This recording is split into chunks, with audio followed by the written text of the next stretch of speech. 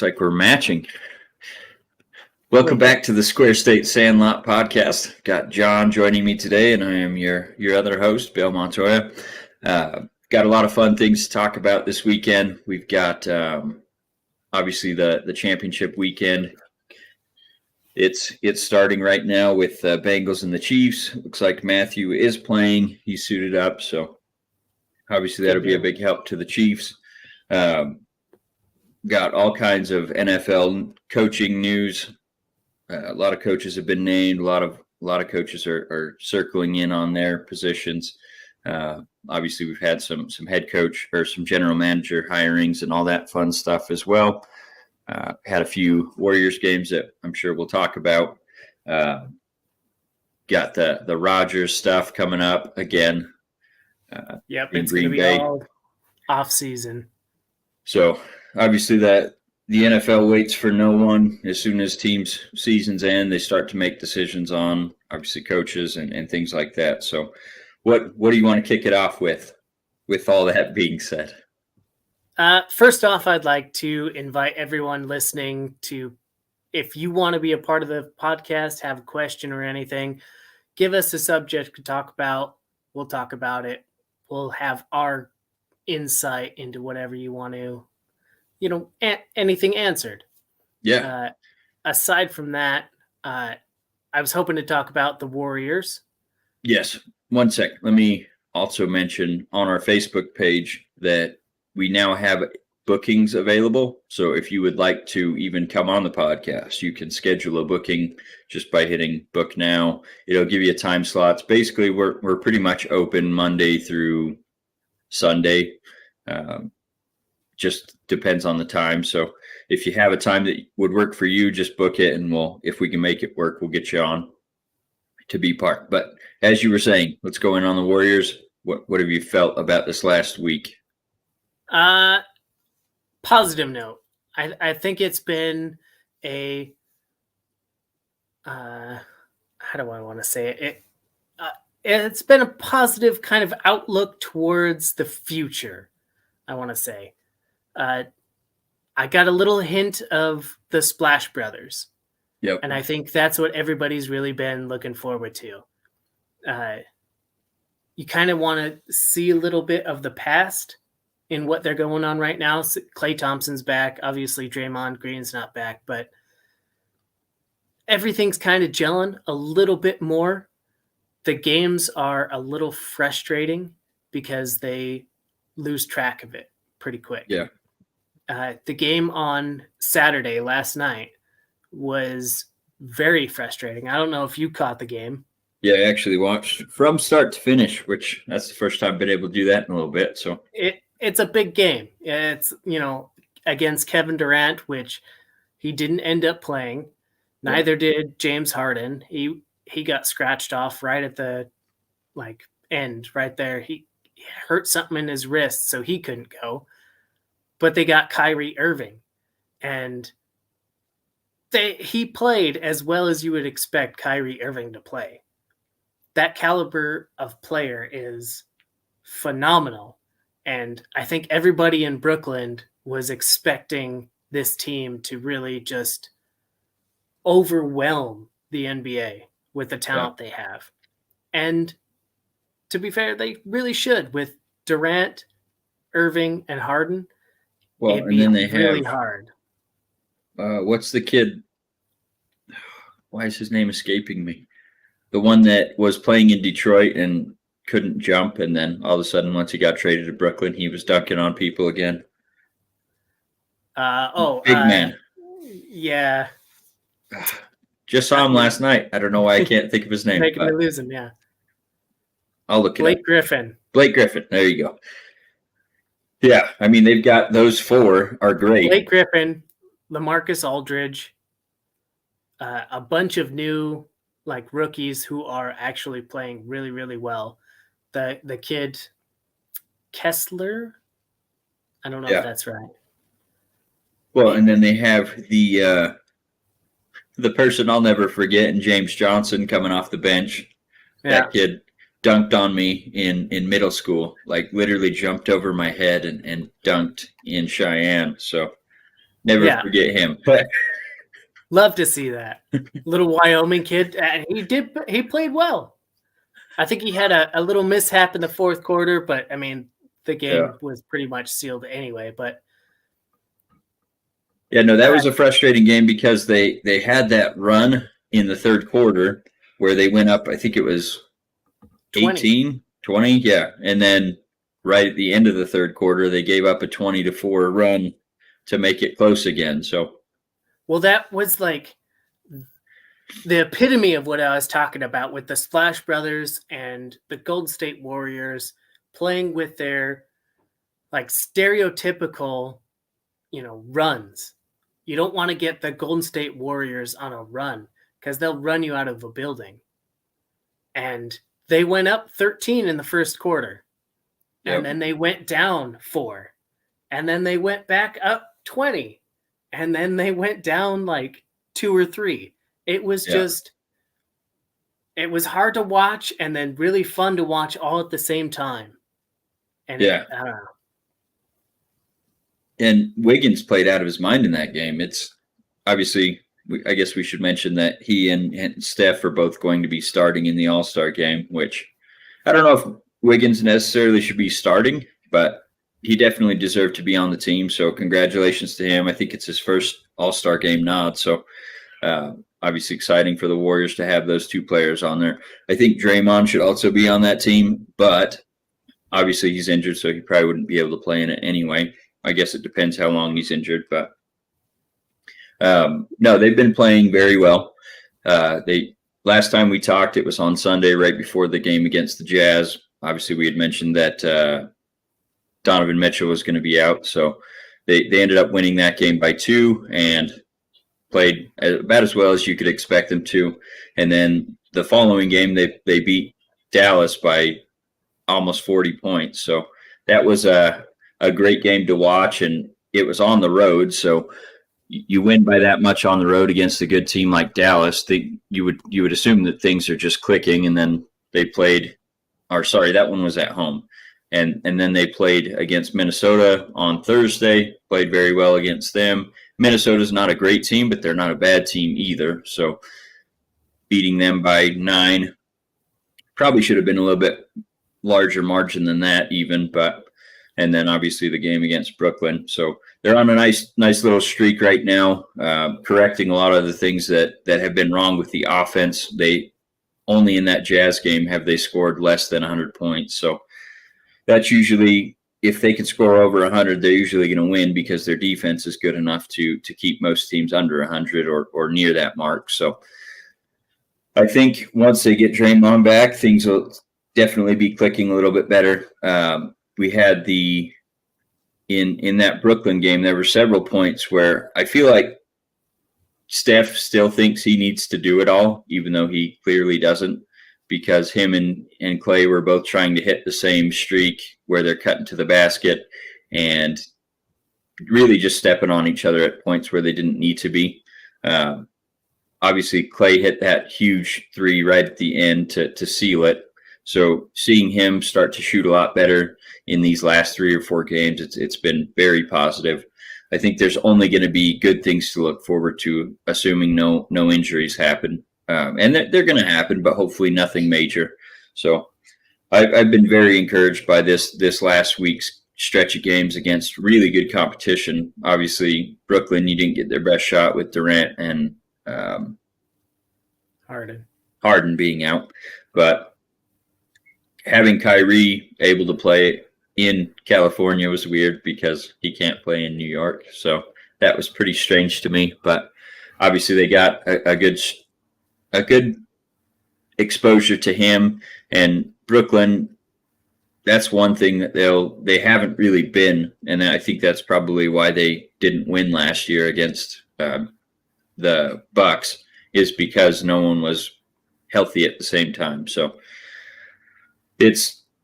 that's going to be their Achilles heel always, is injuries between their big 3. And like we said, they have Griffin and others that come off the bench or can be put in that starting lineup with them. If they could ever be healthy, that they'll be a great team. And are they your favorites in the East, or is it still the Bucks? I don't know. I don't think I could really rely on Brooklyn staying healthy because they are consistently unhealthy. And it's hard to like bet against, that. I said a while back Tom Brady would get hurt this season. But you can't predict injuries. No. I mean, you pretty much have to just count on injuries not happening and then adjust from there if they do. But with the Nets, it's hard to not count on injuries with them. I mean, with everyone, Blake Griffin, LaMarcus Aldridge, you have a huge core that seems very vulnerable to injury. Yeah. With everything. I mean, Harden was out last year. He had a hamstring injury. This year, I mean, just last night, he had a hamstring injury, but it got over, and then he woke up and his hand hurt. I mean, it's just, it seems like it's just not the right time for him. And I can't explain it, but it's hard to bet against that. And, you look at Milwaukee, they're not having those injuries in their key players. I mean, you look at it and you're going to think they're going to stay healthy throughout the playoffs, and they're a tough team to beat. 76ers, kind of the same thing. They're probably going to be more healthy, but your healthier players are going to be younger players. Yeah. Who knows what's going to happen with Embiid? I mean, you'd like to see him play throughout the playoffs, but if it's just him, if it doesn't have Tobias Harris, if you don't have, who else is on there?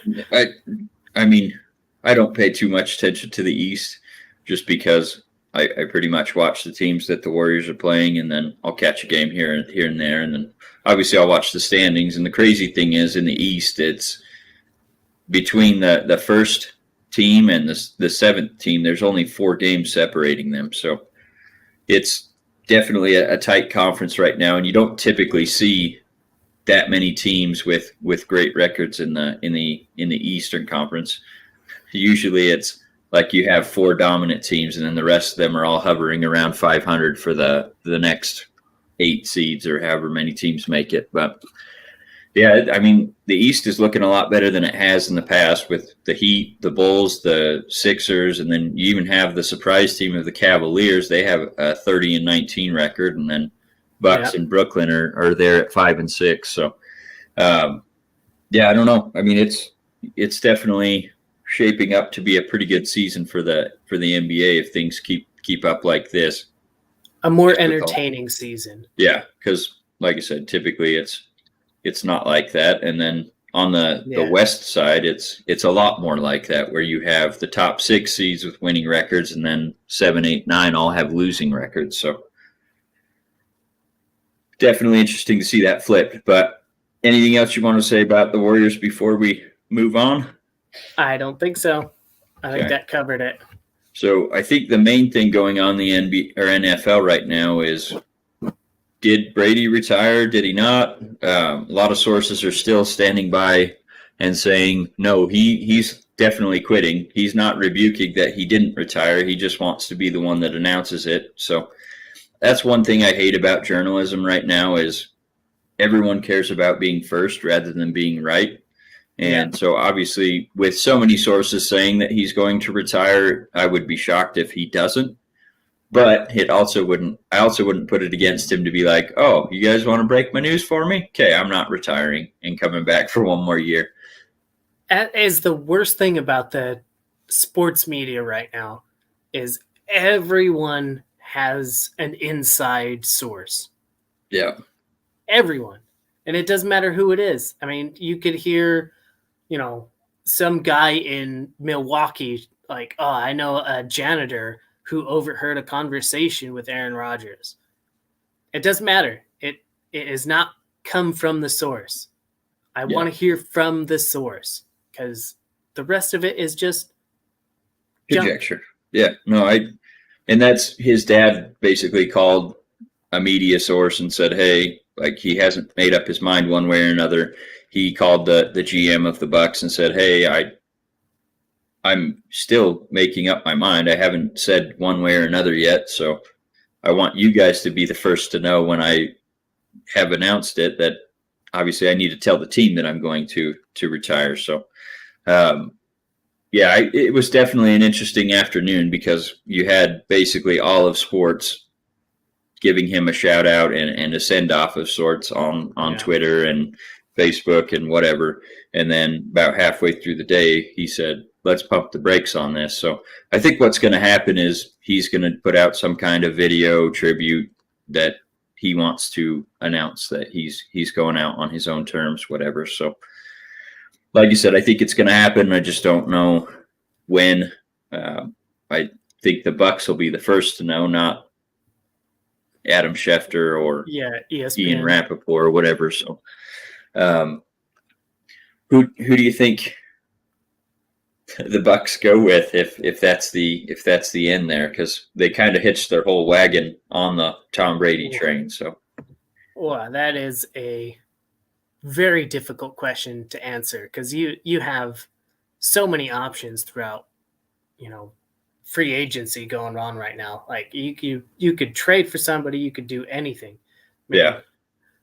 I couldn't tell you who would be a perfect fit right now because there are too many options. And you have to, as a Bucs organization, you have to be willing to sit down and listen to Brady because Brady's the number one option you want to come back. I don't think they planned for this. I mean, obviously, through all the media in the last, 5 years, he's kept saying, I want to play till I'm 50 if I can keep playing.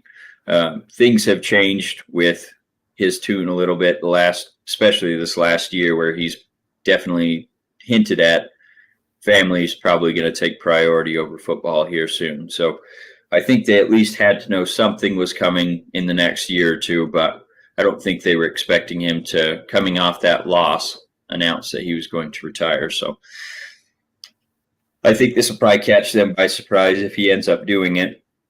And I wonder if Arians will call it quits too if Brady decides to retire, because obviously Arians is getting up there in age as well. And he's basically said, I'll keep coaching till I can't. But obviously Brady just said, I'll keep playing till I can't. And he's able to keep playing. But so we'll see what happens with that. I know Rodgers, it's been rumored that he stuck around in Green Bay after the loss to sort things out with management and get on the same page at least. I know you were thinking he was probably as good as gone, and with the hires that the Broncos made, there's a lot of speculation he will be leaving for Denver because they made that.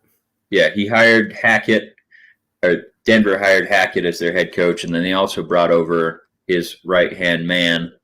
I can't remember the guy's name, but he's bringing him along as the offensive coordinator. So everyone's connecting the dots and saying, okay, Rodgers is going to Denver now because how much he liked Nathaniel Hackett. So what do you think on that? That's another speculation. It's all speculation. It's all the media coming in and saying, you want to connect the dots. You want to connect, Nathaniel Hackett, and Rodgers loves Nathaniel Hackett. So Rodgers is going to go to Denver. Yep. And I can't see that. Like, I can't see him just being like, oh, well, I like this guy, so I'm going to follow him. Yeah. I think he's got a lot more personal stuff to go through. I think he's living more for himself than anything, like, money, championship, whatever. I think he's just doing whatever he wants to do. Yep. And that is why I, contributed to him not staying in Green Bay. I don't know if it's conducive for him, for what he wants. And that's why I kind of feel like he's not going to stay in Green Bay. So there's several things that make me think he's going to stay in Green Bay, and that's just the openness for him staying around after the season was over. And I think the main reason everyone's saying Hackett is going to bring Rodgers there is obviously Rodgers likes him, but he also had a quote that basically said, if Hackett leaves, I hope I'm going with him, essentially, was the quote. So everyone's saying, oh, it's a done deal. Rodgers is going.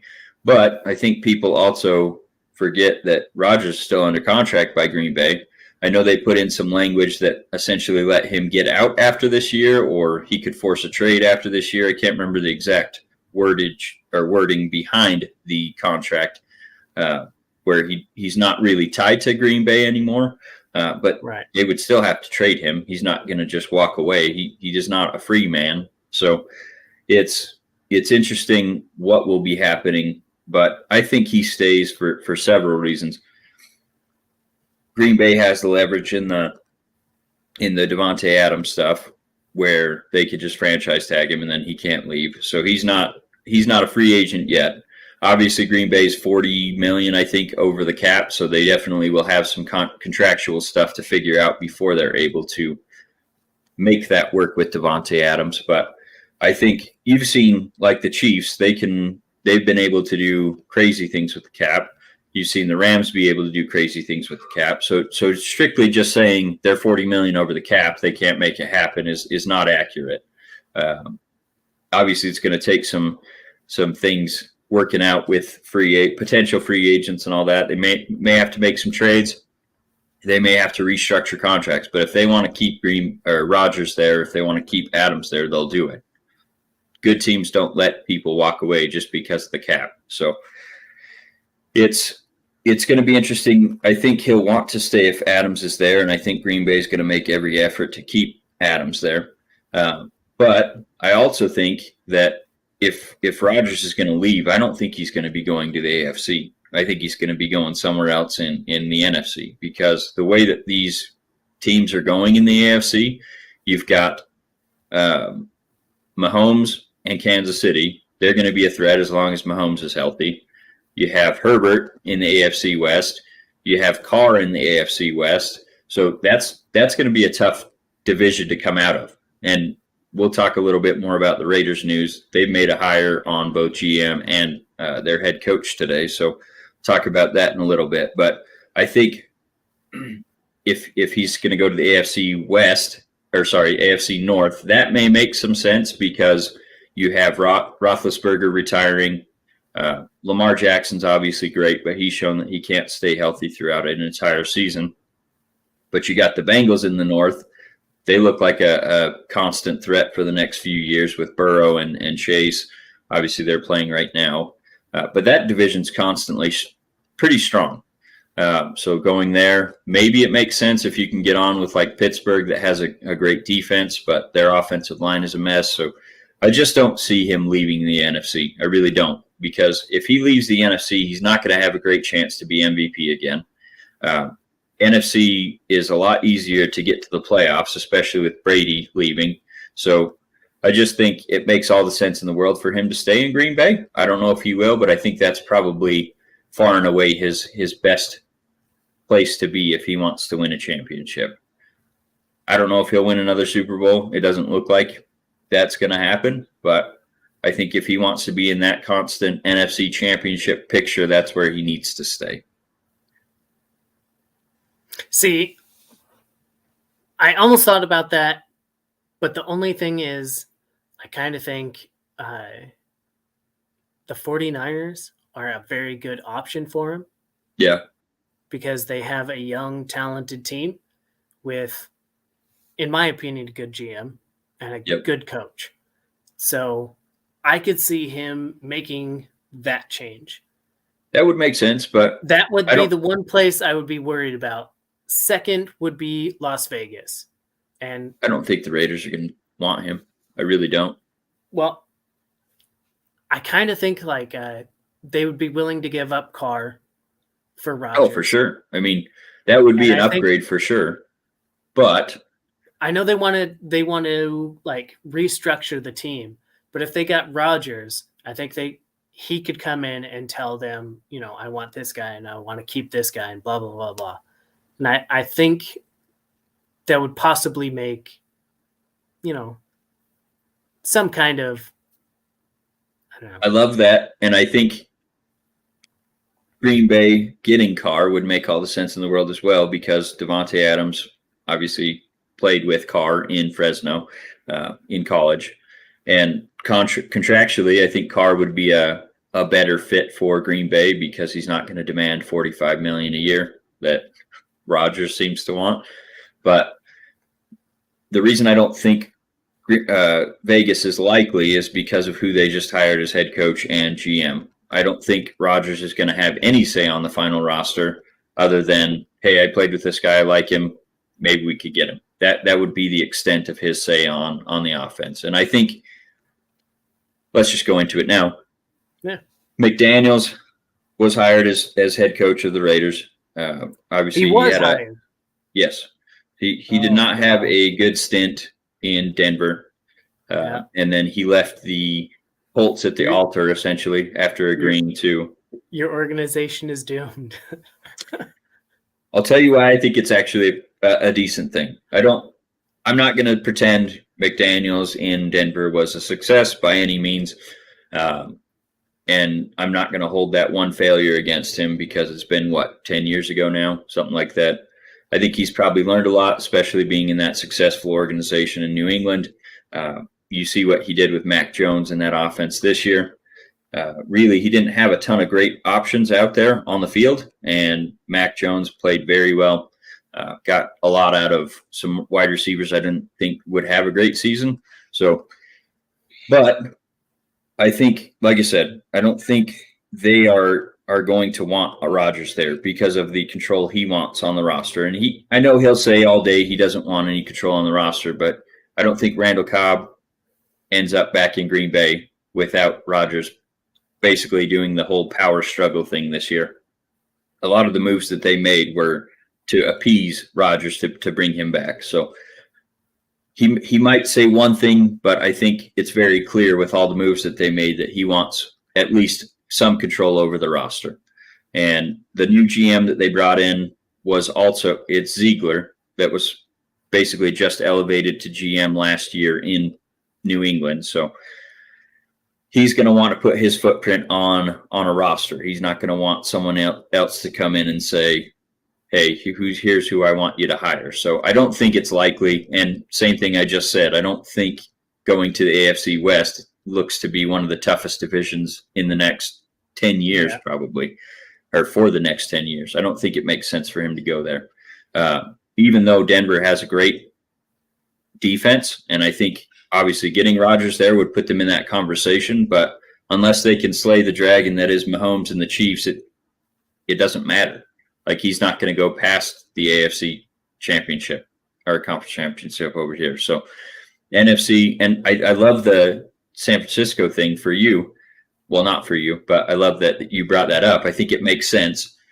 But they have Trey Lance that's looking to be the successor. So I don't think they're ready to move on from him either. So I think a lot of his options are going to be in that same conference in Detroit if he wants to leave it. And he's not going to want to leave for Detroit. Minnesota, maybe he follows in Favre's footsteps and goes over to the purple team. But I think if he wants to compete, that division is the best one to be in right now. With Chicago's down, Minnesota's down, they're hiring a new head coach, and then the Lions are always down. So if you're going to want to win 13 games like you do every season, that's the division to be in, because you're going to get 6 most likely just from playing in that division right there. And then, you only need to pick up 6 more or so to win it outside of the conference. So, outside of that division. I kind of think, and this is just my opinion as a person who's watched Rodgers throughout his entire career, I kind of think he just wants to leave Green Bay because he doesn't like playing in Green Bay for the playoffs. Yeah. I think that's the whole reason. I think he wants to go to a warm climate because he plays better. Well, then lose a couple more games in the season.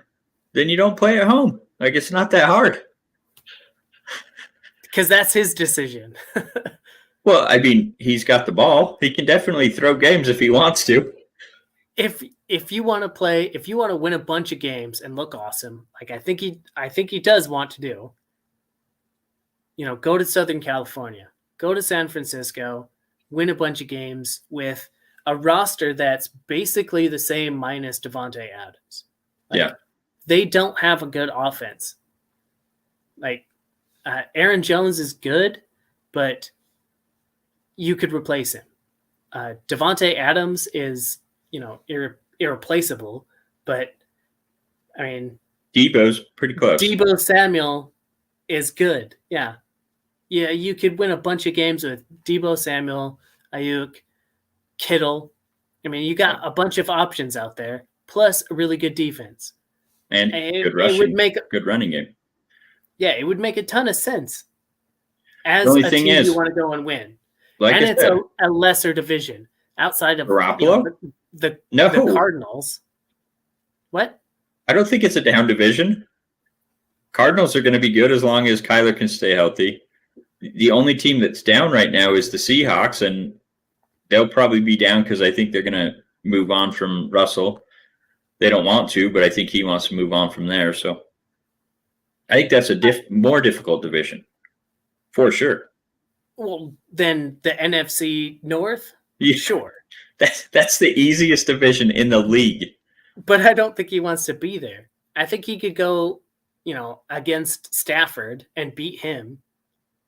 The Cardinals looked pedestrian at the second half of the season. Yeah.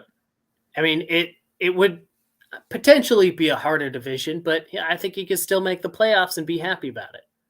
Yeah. I suppose. I don't know. I still think he'll be suiting up in Green Bay come, August of next year. So obviously, I would prefer that, but I'd also like to win a couple championships. I don't like seeing just wasted seasons. I saw a meme the other day about the Packers, and it said, imagine having two of the best quarterbacks over the last 30 seasons and only having 2 Lombardi trophies to show for it. Yeah, 2 Hall of Fame quarterbacks and 2 championships. Yeah, that's insane. I thought Favre won more than one in Green Bay, but I guess not. Nope. So NFC championship and done. Pretty disturbing. Must be a trend. Yeah. But no, I don't know. Let's move on from that. Obviously, we had Sean Payton step down as the head coach of the New Orleans Saints.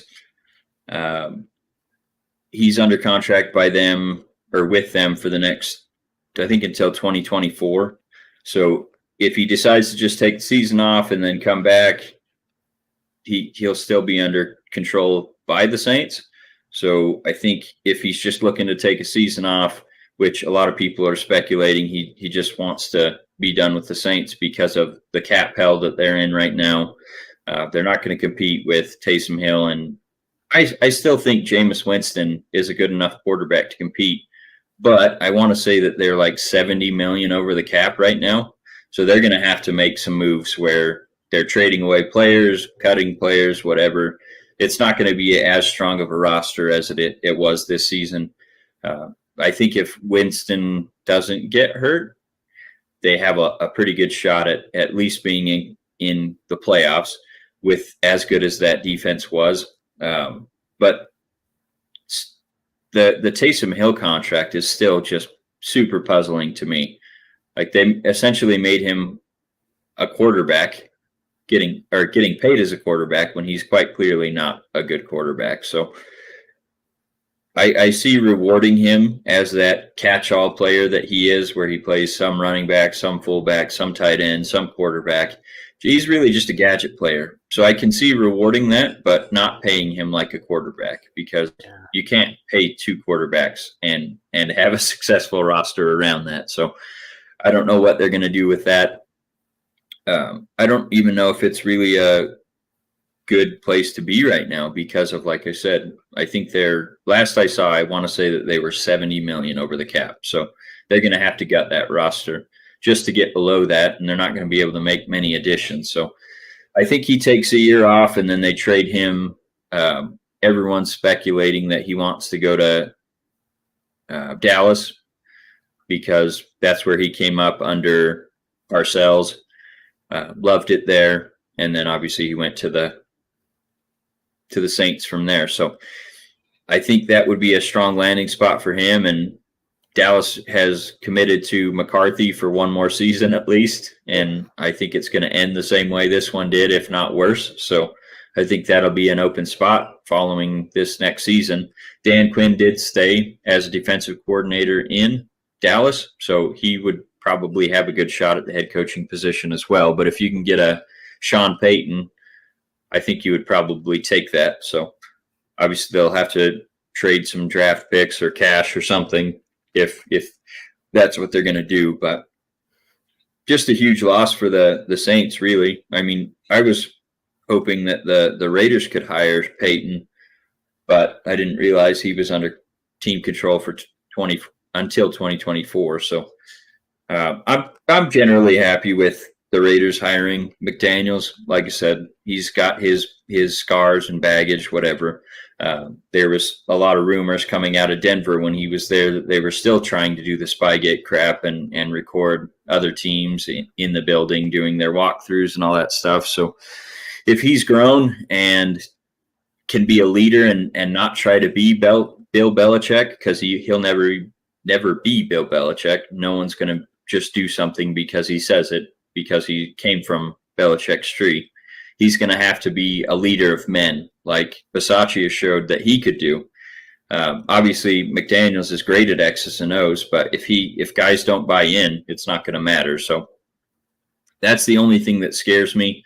But like I said, Ziegler came over with him from New England, and he really knocked the draft out of the park for his first draft last year, drafting Mac Jones and several other rookies that contributed to their roster. And then he signed Nelly Aguilar from the Raiders to New England, had a couple other good signings in the offseason that really contributed this year. And obviously the Patriots made to the playoffs. I think they were 10-7 was their final record. Got killed by the Bills in the AFC wildcard round, but overall, I think that's a much better season than anyone saw them having. So stealing from that success, I think will be very beneficial. And one thing that I think McDaniels excels in is the red zone and short yardage situations, and that's something the Raiders struggled in both of those categories this season. So if he can fix those, I think we'll be a much better team to put out on the field next year. Obviously, McDaniels has hitched his wagon to Carr and laid out a plan where he can see them succeed. So I think that's going to lead to them extending him this offseason. And I don't know. I think I've said this 100 times. I think Carr's a good quarterback. I don't think he's a great quarterback. I think we can win with him if we have a very solid roster around him. But he's a very good quarterback. I also tire of a lot of the things that we see from him, where he, as soon as they tend to get some pressure on him, then he starts looking only at the backfield, looking to dump off to the running backs instead of stretching the field, which is what he excels at, but is very afraid to do. And I don't blame him because of the offensive line they had out there this last season. But the season before, we had one of the strongest offensive lines in the NFL, and he still was dumping off to the running back all too often. And I love Derek Carr as a person, but I don't know if he just has small hands, and anytime he gets bumped, he fumbles it, because he has led the league in fumbles since he has been in the NFL, and it has not slowed down at all. So obviously, if you want to stop him from doing that, you got to quit him or stop him from getting hit. But the offensive line we have out there right now is not great. So they're going to have to address that in the offseason. And if they're giving Derek Carr a huge contract, I just don't see how they can plug all the gaps that they need to. Everyone's saying that he should command $35 million a year based on his performance. But if they're paying him $35 million a year with the cap space they have, that's going to eat a significant portion, because he's on the books this year for, I think, $19 million, which is very, very reasonable for a starting quarterback.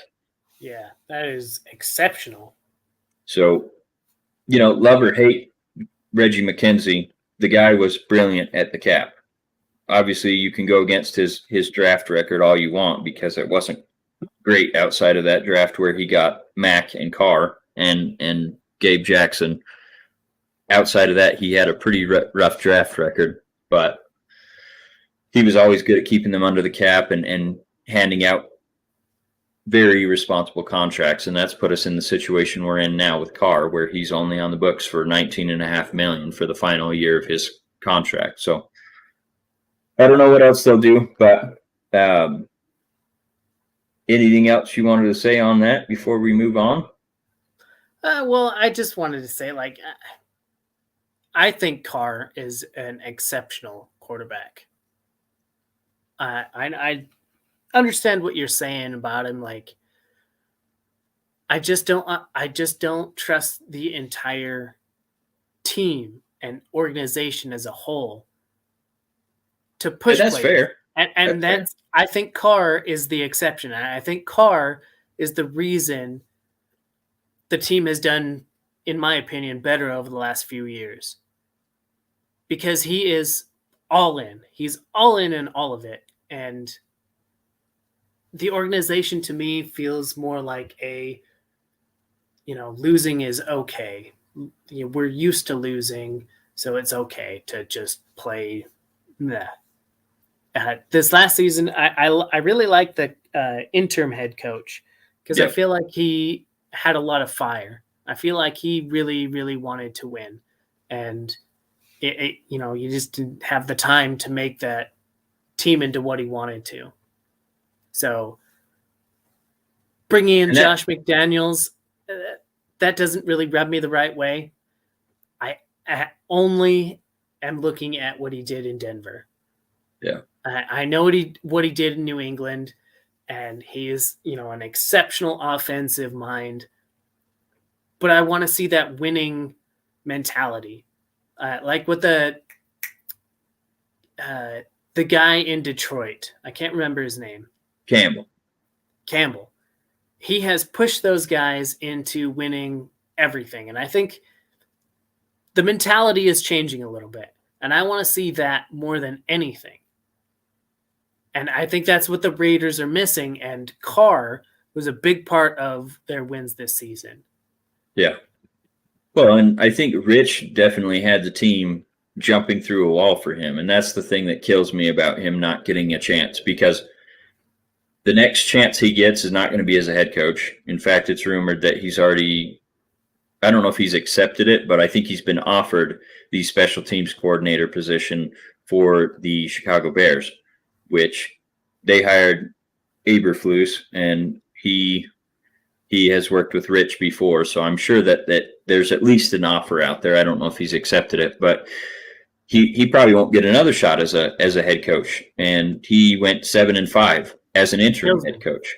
Kills me. And like I said, all the players on the team, the key players on the team, Crosby, Carr, and others. I mean, you had offensive linemen. You had everyone on that team just pounding the table for Rich to get the job. And I understand not giving him, a 4-year deal to take over as a head coach, but I think he was still under contract for another season or two.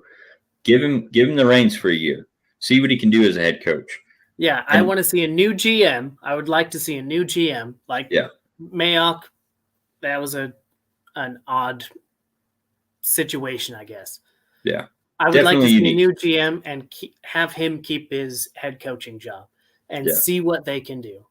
I mean, I don't think they're going to get Devontae Adams because he's going to get franchise tag, but see what else they can get. See what moves they can make in the offseason and give him a shot. Because I think, just like you said, they wanted to jump through a wall for him.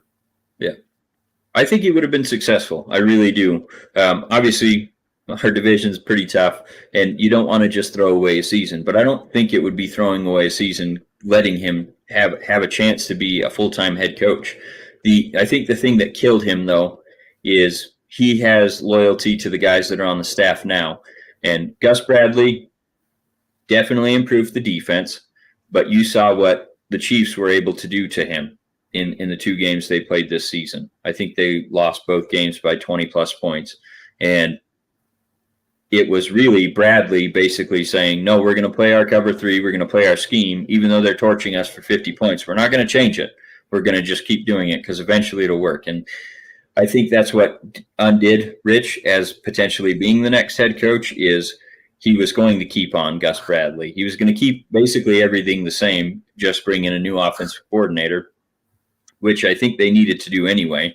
But I think with McDaniels coming on, I think there's a good chance that if Brian Flores doesn't get a head coaching job, that he could come over to the Raiders with McDaniels as the defensive coordinator, or bringing on Vic Fangio, that obviously he's not a great head coach, but he is a fantastic defensive coordinator. So I think just the possibility of upgrading all three was something that Mark Davis couldn't look past.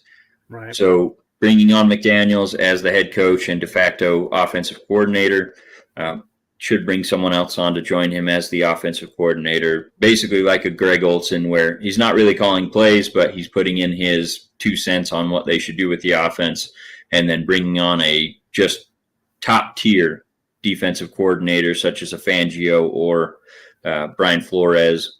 Some people even said Wade Phillips, which I would be on board with for sure. Wade has shown time and time again that he is able to revamp a defense in 1 year and make it a top 10 unit. So the only thing that I think scares people away from Wade Phillips is the 3-4 scheme, and the Raiders definitely don't have the personnel for 3-4, but he can make things work. He can do hybrid looks and all that stuff to make it fit the defense that's out there. So I would love to see Wade Phillips get another job. I just don't think, with him taking the year off last year, not by choice, I just don't know that anyone's going to give him another chance with his age. And that's not a knock against Wade. It's just fact of the matter is he's getting old and didn't have a job last year. So I think a lot of people are looking at it like, well, maybe he shouldn't have had a job, even though that's probably not true at all. But no.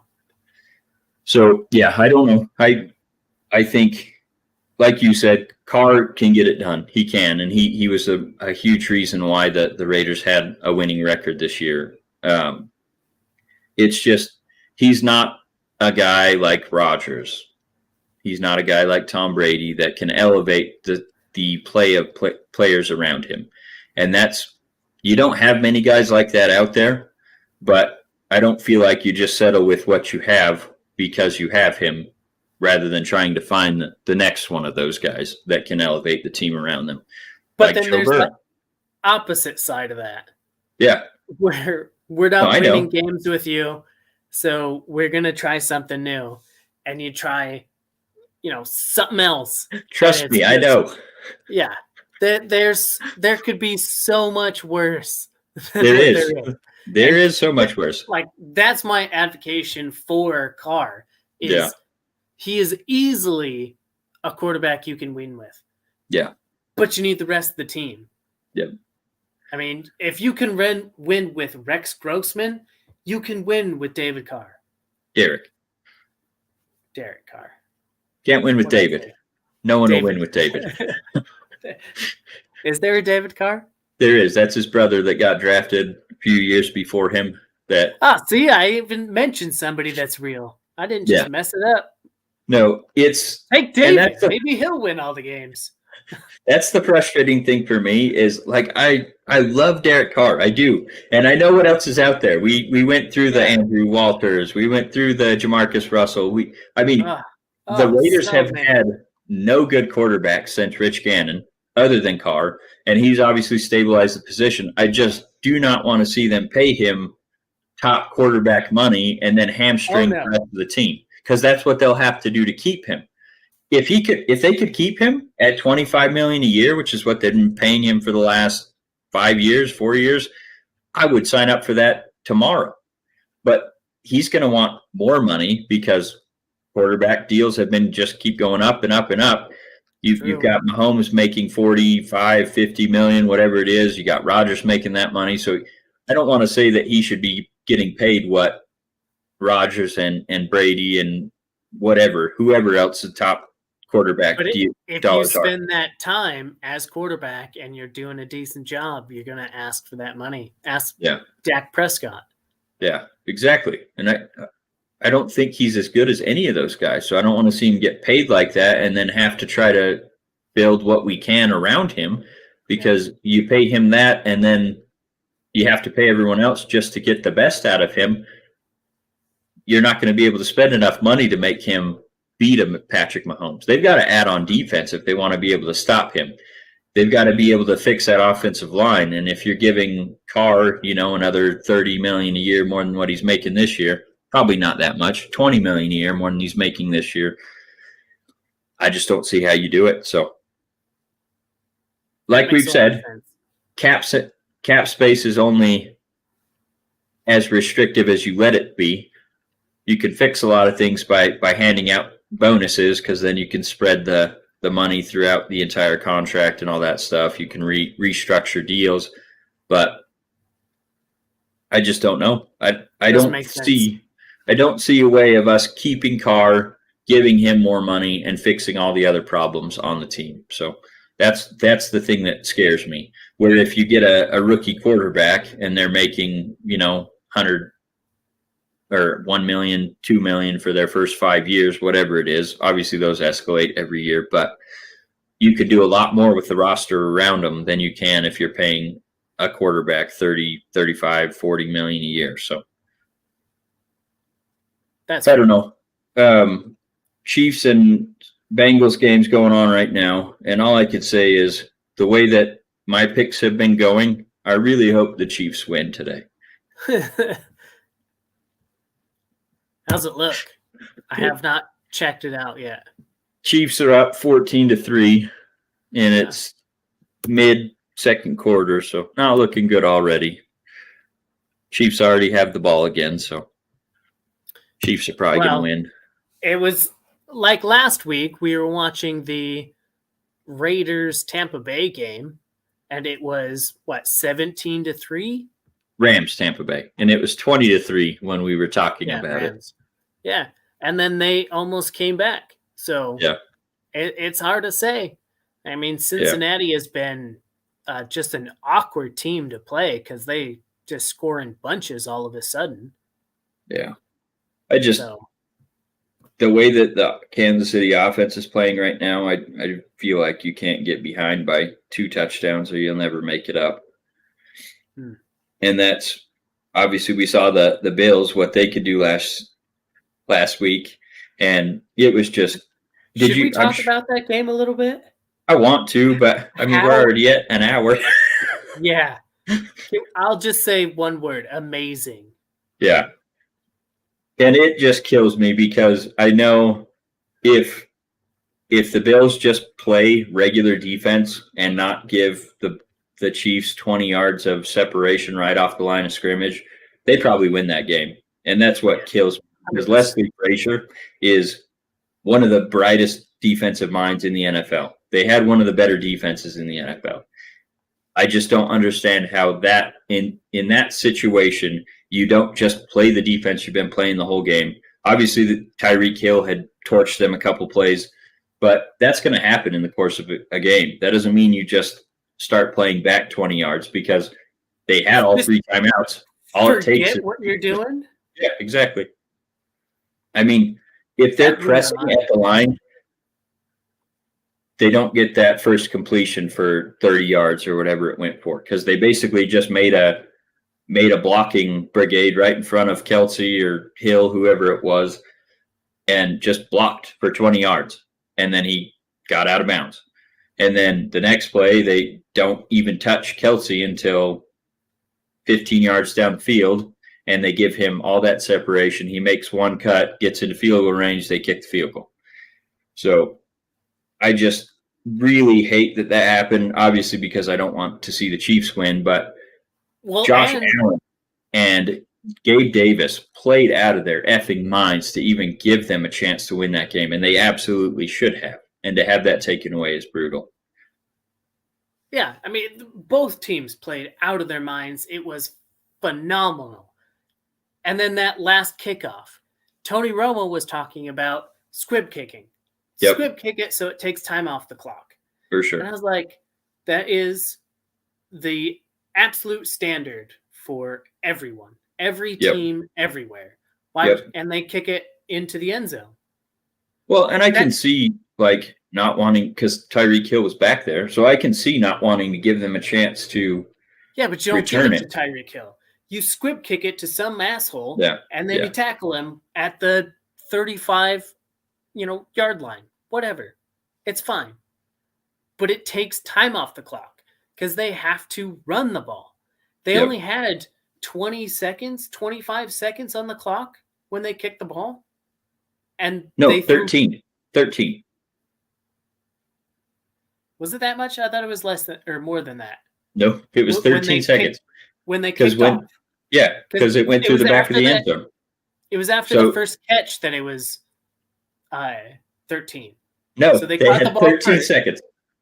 They had 13 seconds to win or to come back and tie that game. And that's from the kickoff. So when they kicked it out of the back of the end zone, no time expired.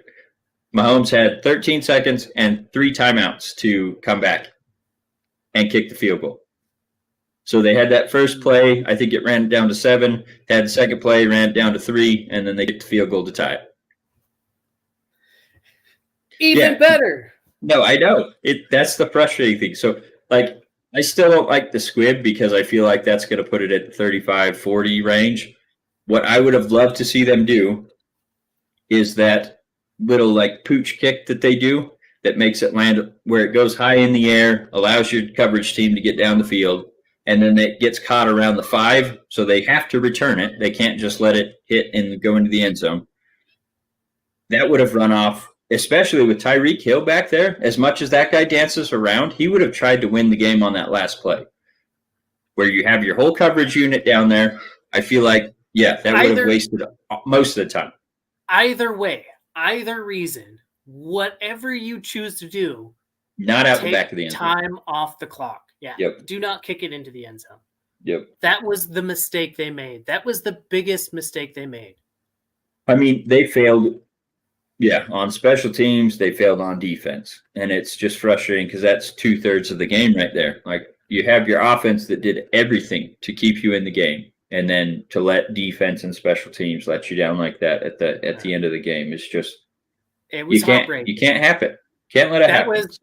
Josh Allen and Gabriel Davis won that game for him. Like you said, they made it phenomenally well.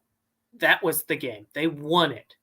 I mean, that last touchdown pass was, Well, and, when they went down 9 and everyone's like, oh, well, it's over. Chiefs won this. And then the very next play, Allen throws one 75 yards in the air for a touchdown.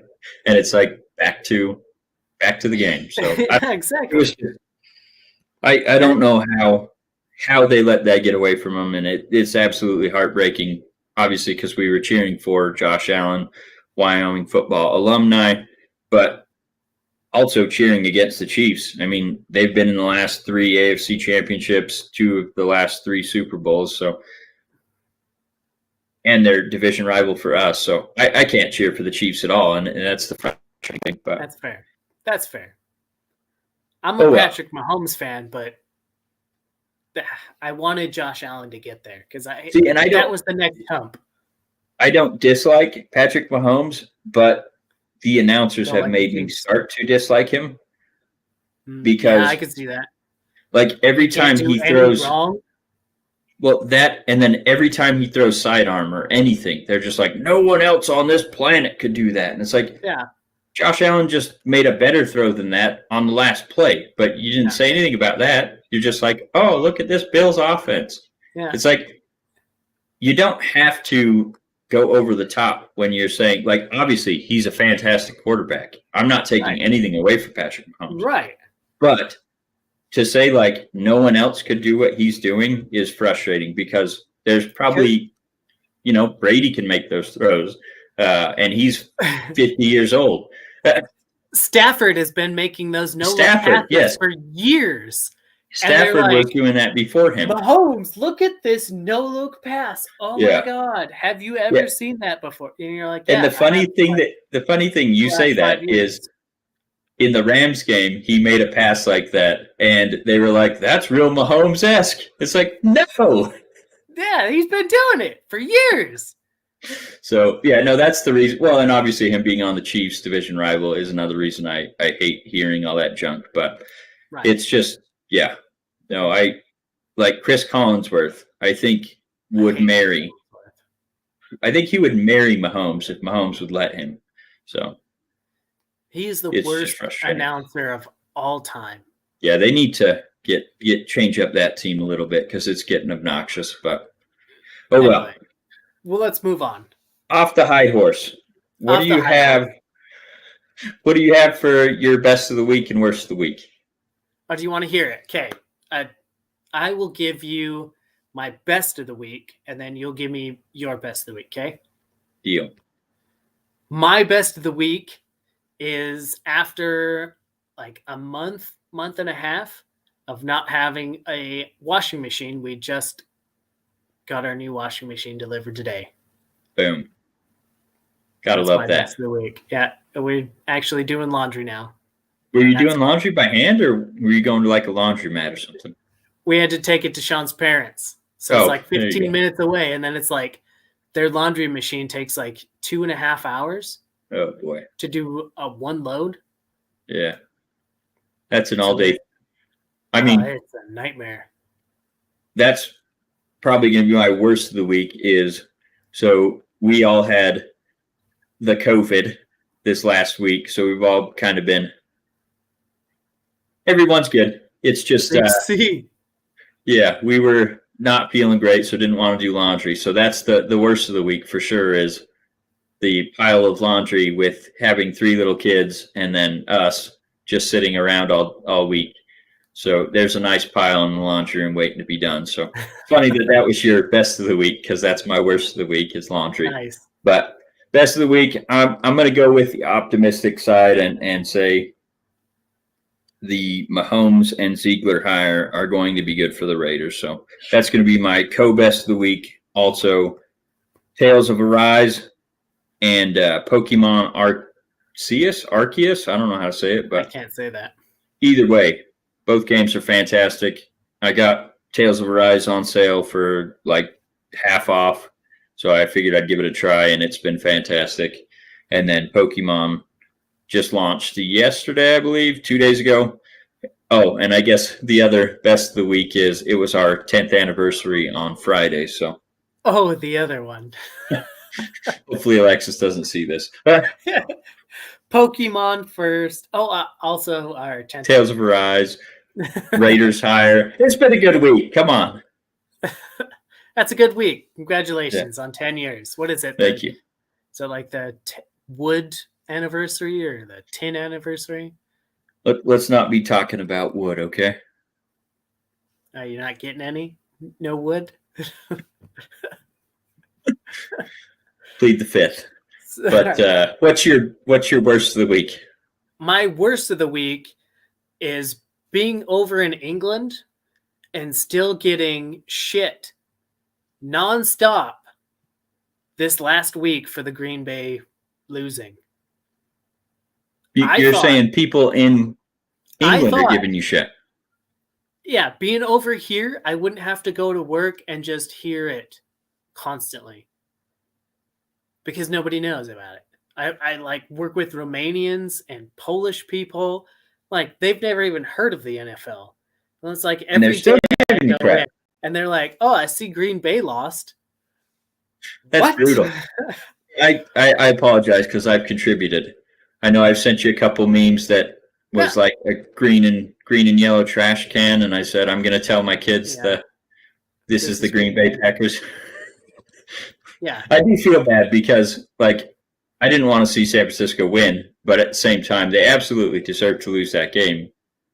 Right, I understand. So, as a football advocate, I like watching it, and I understand they obviously deserve to lose. But and I didn't think I'd have to go through it. We just had dinner with her family this last Friday night, and I had to go through it. And they know how much big Green Bay fan. And so how's Green Bay doing in the playoffs? Yeah. Is that how it started? I think Sean brought it up. Yeah. Just off the cuff. Like, oh yeah, his favorite team lost. Brutal. Thanks She for brought bringing it up. that up. Yeah. Yeah, Well, guess you got to keep her. I guess. Okay. Well, with that, I think you wanted to do some in memory ofs. Yeah, it was just, I mean, this year has just started, but it's been a rough year already. In memory of Meatloaf, I wanted to say he hasn't been like my favorite artist of all time, but I did grow up listening to him. And all those, 80s, favorite bands from the 80s, he was part of them. And it's sad to see him go. So I just wanted to give a little shout out to Mr. Meatloaf. And then we had two comedians, Bob Saget and Louis Anderson, both lost their lives as well. So, yep, another childhood memory of Bob Saget and what is it, Full House? Yes, Full House. Yep. Yeah, I used to watch that stuff all the time. Louis Anderson had a little Louis show. Yeah. Just little things from your childhood, see people grow old and die. It's kind of sad. So I just wanted to give a shout out to him. Yeah, I didn't realize how funny Bob Saget was until he passed. And then I listened to the Bill Burr podcast, Monday morning podcast, and I didn't realize he was pretty close with Bob Saget. And he said, hey, I always loved Bob. He's one of the funniest guys I ever knew. So that inspired me to go look at some of his comedian work, and it was pretty good. So, yeah, rest in peace, Bob. Rest in peace, Louis. Louis was definitely a unique cat, but he always made me laugh. So, and obviously Betty White too. She was last year technically, but right at the end, recent. So it still counts. And happy belated birthday to Betty. She would have made it to 100. She was so close. I think 17 days or something. So yeah. All right. Well, I think that's all we had for this week. So we appreciate you guys tuning in. As we said at the top, comments, questions, feedback, we'd love to hear from you. Schedule up a time that works for you, and we can have you on, even if it's for 15 minutes, something like that. So come on. And John, we'll catch up with you next week. Sounds good. Well, and